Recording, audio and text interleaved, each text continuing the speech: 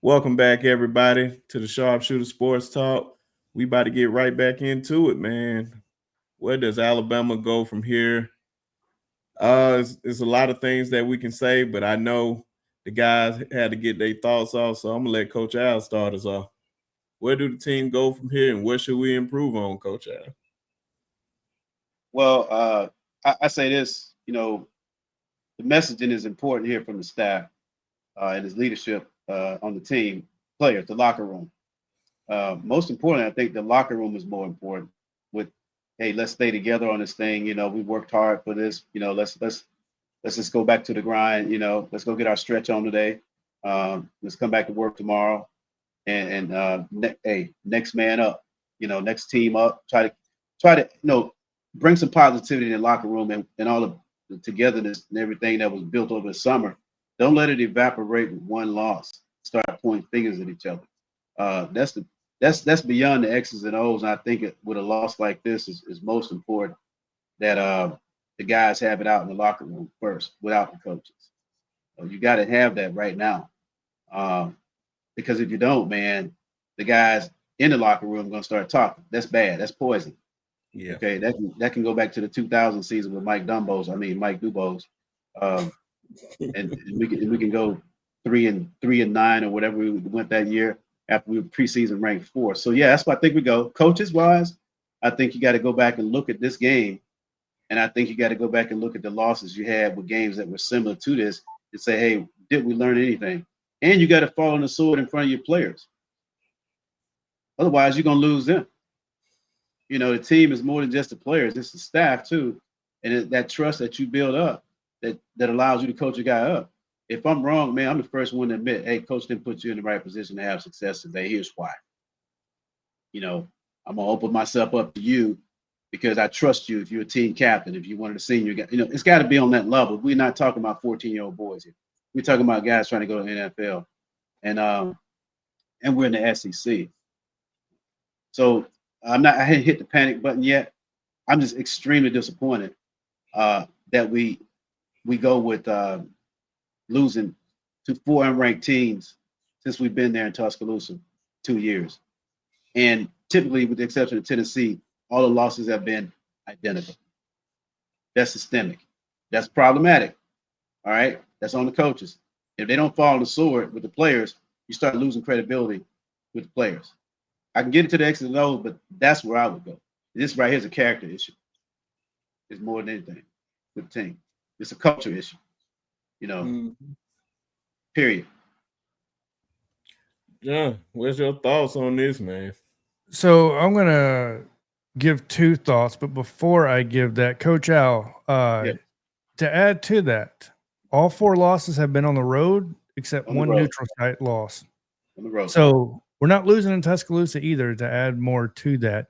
Now, when I look at it, I got to say, where do we go from here? If Kalen DeBoer and the staff does not have a team meeting about what's about to happen inside the media, what you're about to see on X, YouTube, and everything else, you need to have it, because this whole team, including the staff, is about to get absolutely torn apart by the fan base. And I think that's important to keep a mindset of, look, if you don't know how to drown this out, please learn, because here's what's coming. You're about to see YouTubers calling for people's heads. Deontay lost in a transfer, whatever that may look like. I'm not saying that should happen, but you get what I'm saying from that standpoint.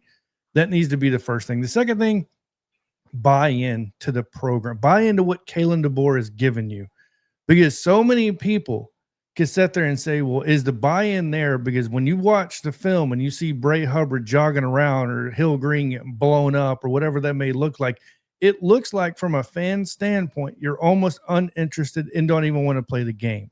So, and from my point of view, I'm questioning as a fan, are you buying into what Kalen DeBoer is trying to sell you? Now, at the same time, it's on that coaching staff to sell them that product at the same time. So, right, so everybody's on the same page and how that looks like. And look, the blame is from the very top to the water boy at the bottom, in my opinion, on this game, to whoever's even driving the buses, because I don't think there's no way you can blame one person. So and I won't pretend to get into X's and O's and know what I'm talking about from that standpoint. I don't, right? So, but all I can say is it looks like the team is just not bought into what's going on. And the team may start questioning, which we've talked about before, whether or not they trust this coaching staff. Because at the same time, Kane Womack, they were out with the pitchforks very early last year for Kane Womack's head. And you best believe if you go on social media right now, this same thing is happening. And guys, it doesn't get any easier with Lenore Sellers at South Carolina, with Joey Aguilar at Tennessee, with Jackson Arnold at Auburn, right? So it goes on and on. This is not going to get any easier as we go. So we better figure out something and figure it out kind of fast. Coach Karl, man, you just jumped in here. You just heard all the guys' thoughts. What's your thoughts on everything, man? That what we need, just where do Alabama go from here, and what do we need to improve on going forward? To be honest, man, where can they go from here? We can go up or we can go down. The biggest issue that Alabama has right now is like Jonathan just said, man. This team buy-in. These team walking in there and on the road in the hostile environment with baby doll T-Rexes. You know, you got you got all this nonsense going on. They got headphones on the field, which they enjoying the music, but they still dancing in warm-ups, right? They're not coming into the season focused on being the best player that you can be, being the best team you can be. They're coming into the season focusing on being the most exciting team that they can be, the most watched, the most liked team that they can be. Everybody's showing up physical except Alabama. Like I watched plenty of games, man. And all the defenses that I watched would come out, they played physical. Even if they got overran, they got dominated, they was overpowered, they all played physical. So Bama gonna have to go back to physicality as a team. Get physical, use your keys, do your job, get more energetic. Once you got down, pick your damn heads up and continue to fight, man. Like Jonathan said, man, Bray Hubbard walking on plays, man. That ain't how you play football. I mean, all Unacceptable. all these talking heads are talking majorly about you all summer long about how great you gonna be, and then you show up on the field and then you're walking on the football field. Offensively, they can get better, but it's gonna start at that on that right side, man. The left side seemed to be pretty good. It's just that right side was a little too inconsistent at that guard position. So we're going to get better at the guards. We're going to get better at that tackle. And then defensive line going to have to get a little bit faster, a little bit stronger. Control the right gaps, man. Stop spreading the middle of the field, giving quarterback lanes to run up the gut, right? Running through the A gap. And when you don't have a physical downhill running back, I mean linebacker that can fill those gaps, right?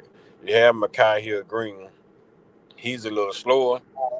So trying to fill the gaps, he may not make every single tackle in the gap. So you do need both linebackers to man the gaps.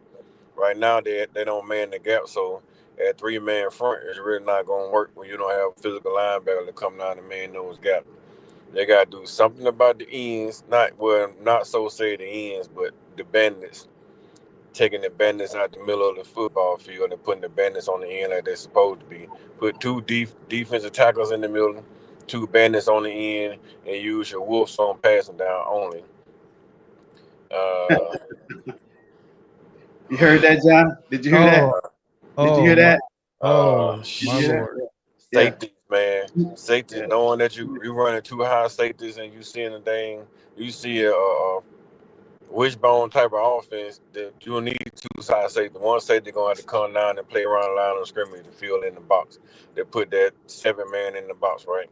You can't have two high safeties when they in the flex offense. Once you see that guy goes in motion, that safety for that side supposed to come down the field to add the anyway. Boom, he goes in motion. That safety come down, take out seal the edge on that other safety roll to the middle of the field, which now you turn it into a cover 3, cover 1 type defense. You still have one guy in the middle of the field. You can't let a man run in jet and nobody come down and take the jet sweep. It's just so much thing they gotta do, man. It's just you gotta make the right adjustment when you see the position. I don't care if you in zone defense and you see a jet motion, somebody gonna have to shift in zone to to then compensate for the jet. Somebody have to shift in zone. Once that slot receiver vacate, something gonna have to happen for that backside guy. Somebody gonna have to trigger, say, okay, the jet gone, we're gonna have to watch the backside. Quarterback might keep it. So we're still gonna have to have backside containment. If the quarterback don't keep it, we're still gonna have to have front side containment on your jet. There's a lot of things that you can do to compromise or compensate for what Florida State did, but it's gonna start from coaching standpoint. Can't just get stuck in a defensive game plan and the game plan not working. You have to be able to adjust from play to play, from quarter to quarter, from down to down, Hey, Coach situation to Carl. situation. And that's what we don't do well. Coach Coach Carl. Carl, go ahead. Yes, Go, sir. go ahead, John. Go ahead. Go ahead. Go ahead. No, so Coach Carl, right now you're my best friend because what you just said, I echoed to Coach Al before we got on here. And from my understanding, since we got two coaches on here, look, if a jet sweep is coming across and you're playing too deep, wouldn't one of those safeties come down as a free hanging, essentially inside the box safety or near the box, just outside the outside linebacker, correct? Yeah, Yeah. that jet Not, comes around. Once you read the jet motion, boom, you see the jet motion, that safety from the strong side, because now that jet becomes the weak from the guy who vacated that spot becomes a weak side, right? Now Yeah. that strong side safety comes downhill to fill the void from the other position where the jet comes in. So now it goes from deuces on both sides to trips on one side. Yes. You can't bounce out of linebacker because you're still giving up the middle. You can't give Let's what your see. A gaps. So you have to send the safety down to fill that gap. They have to shoot that. They have to shoot the alley. And when you don't shoot the alley, you end up having those situations that we kept getting ourselves in. Nobody filled the gap. Nobody filled the alley, and then we had to have our corners contain the outside. Well, then now they got to jump inside to contain the alley. Go Yeah. ahead, Coach Al. No, everything Coach is saying is absolute fact. That's the way you rotate the back end. Um, with a guy like Gus Malzahn, he's trying to use motions to get you out of position to disguise what he wants to do. And so lots of times, Bama really, truly, even just a little tape I watched here in that first quarter, they tried to disguise a too high look, to show a too high look, but Womack at his heart, at his core, he likes to live in a single high set, and everybody knows that.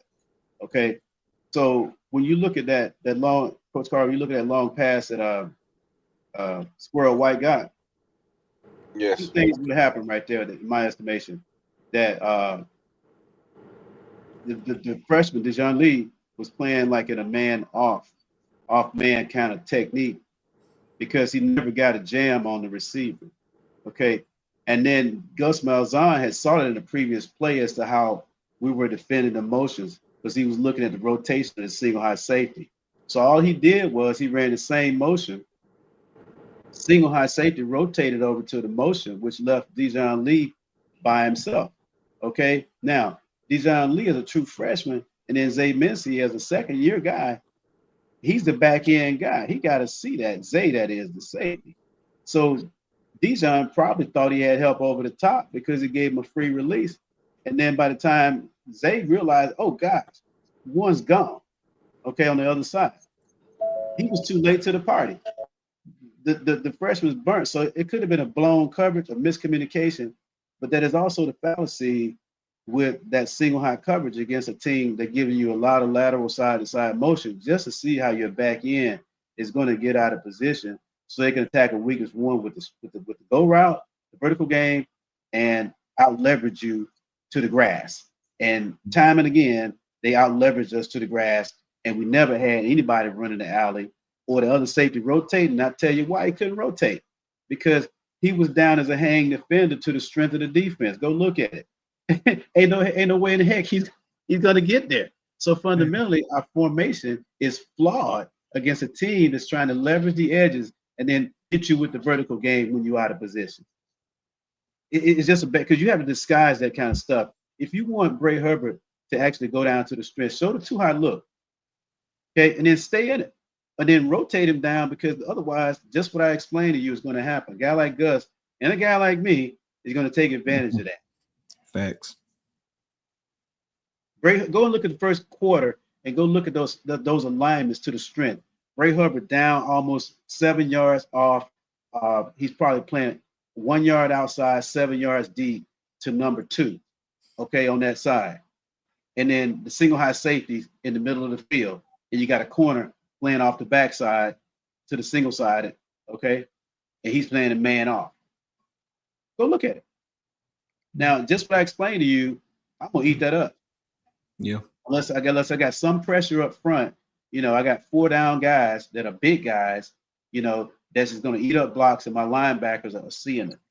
To me, that right there, the first quarter is really a microcosm of what Womack is not seeing. Not saying he can't fix it, but I just broke down to you the weakness in that scheme.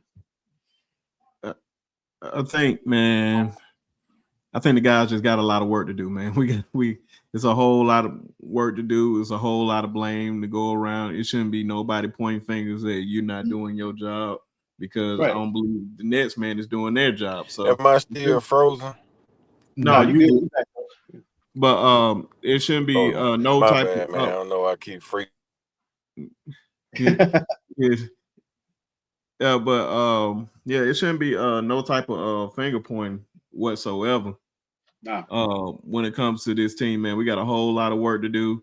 We got a long road to go, and so it's only the beginning of the year. We all starting off.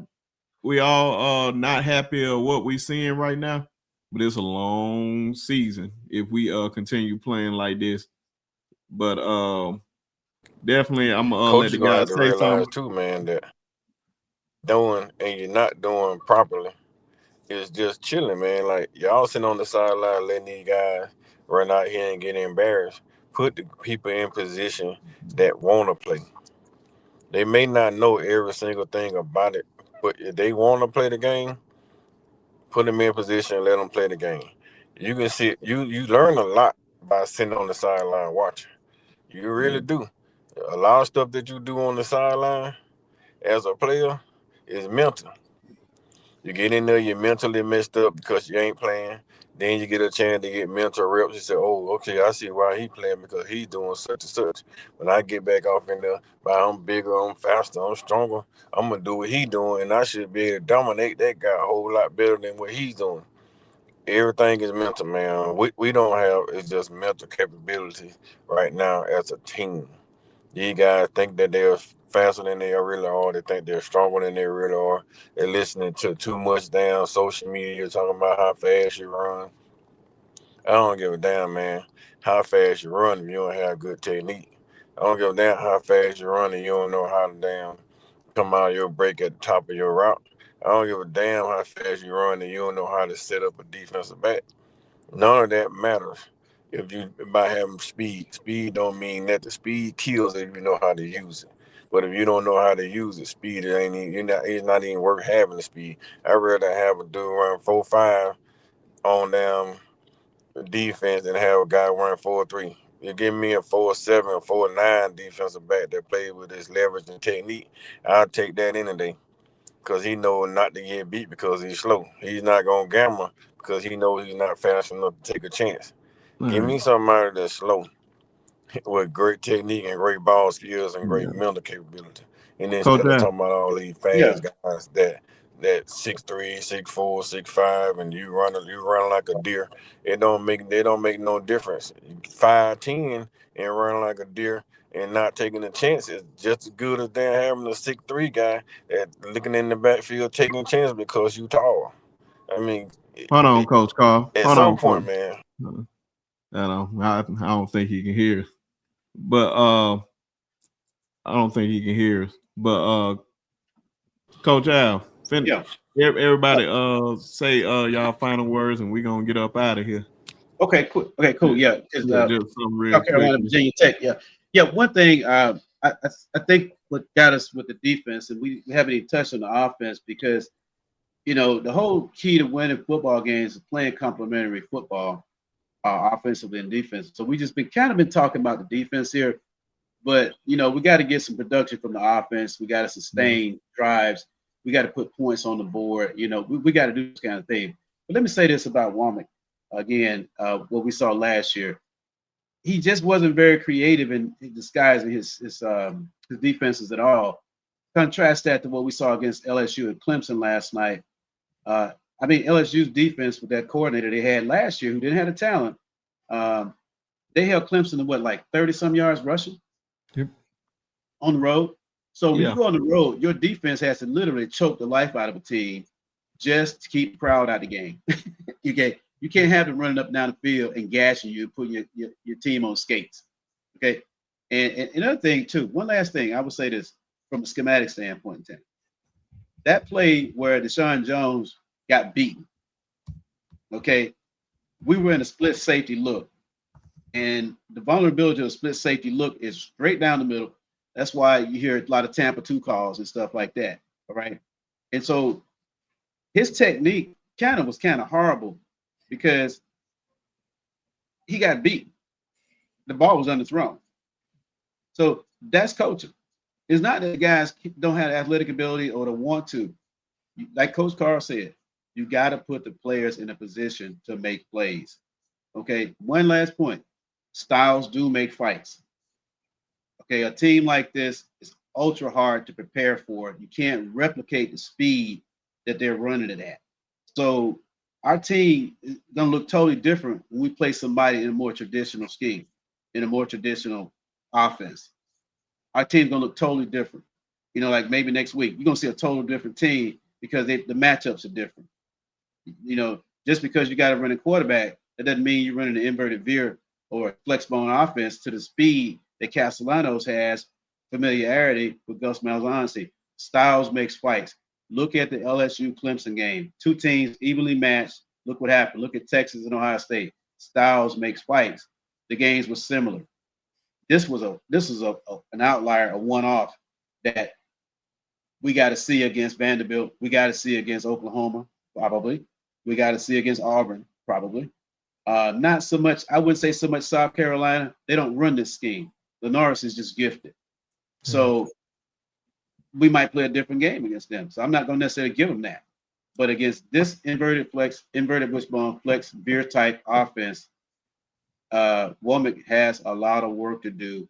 Otherwise, we take 2 more L's potentially if the offense can't play complementary football and put pressure on the other team to stop us. John, take us out. So yeah, just really want to see the team buy in. I really want to see what happened with Castellanos happen with our team. And what I'm talking about is when your quarterback gets knocked down, I want to see 5 teammates being around him, helping him up, pumping him up. Didn't see that yesterday. Would like to see that come together from the team that was happening on one side that wasn't on the other. And I believe a lot of that has to do with the buy-in and just that moment in time that this happened in. The good news is it wasn't an SEC loss, right? We can move forward from that. We got Louisiana Monroe. We can get a little bit healthier. I guess if you want to look at the bad side, in 3.5 weeks, we got Georgia, and we're in Athens for that game, and we got some things to fix. So, but yeah, trust, believe in the coaching staff. That's why they get paid what they get paid, and that's why we're fans. Exactly. And we just got to keep the faith, man. It can't be, how about to say, I know we disappointed in the performance yesterday, but you still got to have faith and believing that these guys can make things happen. We may not see it right now, but that's the point of faith. You don't know what can happen, but you got to have that faith that it can happen. So I still believe in the boys. I still believe in Ty. I still believe in the coaching staff till I see otherwise. But let's let them let's give them some time. Everything gonna work out, and we're gonna keep on rolling. So appreciate y'all. Make sure you guys follow these boys. Make sure you subscribe to their channels and all. I'm gonna put everything down in the description, and we'll catch y'all on the next one. Peace and roll damn Tide.